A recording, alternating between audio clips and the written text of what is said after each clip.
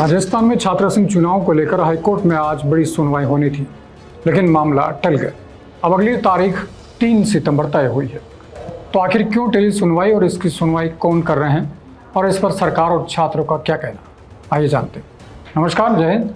आप देख रहे हैं भारत अवतार और मैं हूं शैलेंद्र शर्मा।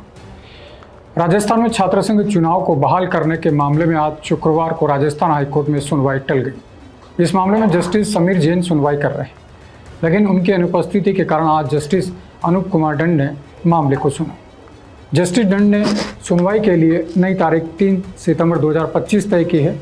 इस मामले में याचिकाकर्ता राजस्थान विश्वविद्यालय के छात्र जय राव ने सरकार के चुनाव पर रोक के फैसले को चुनौती दी है। याचिका पर सरकार का क्या पक्ष है, आप भी सुने। बता दें कि याचिकाकर्ता की ओर से वकील शांतनु पारिक पैरवी कर रहे हैं। उन्होंने कोर्ट में दलील दी कि राज्य सरकार ने छात्र संघ चुनाव पर रोक लगाने के लिए लिंग 2 समिति की सिफारिशों और नई शिक्षा नीति 2020 का हवाला दिया। सरकार ने अपने जवाब में कहा कि नई शिक्षा नीति के तहत 90 कक्षाओं का आयोजन अनिवार्य है, जिसके कारण इस वर्ष चुनाव करवाना संभव नहीं है। साथ ही सरकार ने लिंग 2 समिति की सिफारिशों का पालन करने में असमर्थता जताई। अब बात करते हैं याचिकाकर्ता की आपत्तियां क्या है। याचिकाकर्ता के वकील शांतनु पारिक ने सरकार के इस जवाब पर कड़ा ऐतराज जताया। उन्होंने कोर्ट में तर्क दिया कि नई शिक्षा नीति 2020 में लागू हुई थी और इसके बावजूद 2022 में छात्र संघ चुनाव आयोजित किए गए थे। ऐसे में सरकार का यह तर्क कि एनईपी के कारण चुनाव नहीं हो सकते तर्क संगत नहीं है।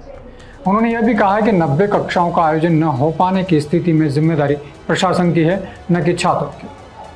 वकील ने दलील दी कि अगर शैक्षणिक सत्र पिछड़ रहा है तो यह विश्वविद्यालय प्रशासन की नाकामी को दर्शाता है, जिसका खामियाजा छात्रों को भुगतना पड़ रहा है। तो अब क्या? अब सरकार को देना होगा जवाब, क्योंकि याचिकाकर्ता की ओर से कोर्ट में रिजाइंडर दाखिल किया गया है, जिसमें सरकार के जवाब के खिलाफ 10 आपत्तियां उठाई गई है। इन आपत्तियों में सरकार के तर्कों की कमियों को उजागर किया गया है। कोर्ट ने आज सुनवाई टालते हुए सरकार को इन 10 आपत्तियों पर जवाब दाखिल करने का निर्देश दिया। अगली सुनवाई में इन बिंदुओं पर विस्तृत चर्चा होने की संभावना।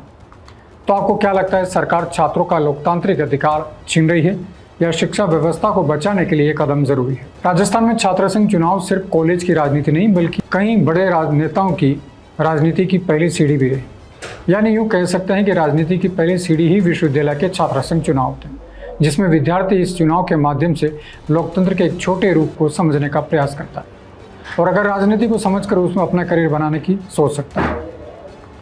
इसमें केंद्रीय मंत्री गजेंद्र सिंह शेखावत, पूर्व सीएम अशोक गहलोत, सांसद सीपी जोशी, वासुदेव देवनानी, अरुण चतुर्वेदी, श्रीचंद कृपलानी, नागौर सांसद हनुमान बेनीवाल, पूर्व मंत्री राजेंद्र राठौड़, प्रताप सिंह खाचरियावास, रघु शर्मा, राजपाल सिंह शेखावत, पूर्व मंत्री चंद्रशेखर, मुख्य सचेतक रहे महेंद्र चौधरी, पूर्व मंत्री राजकुमार शर्मा, पूर्व विधायक अशोक लाहौटी, इनके अलावा मुकेश भाकर और रामनिवास गावड़े के अलावा ऐसे कई नाम हैं जिन्होंने छात्र राजनीति के माध्यम से मुख्य धारा की राजनीति में प्रवेश किया।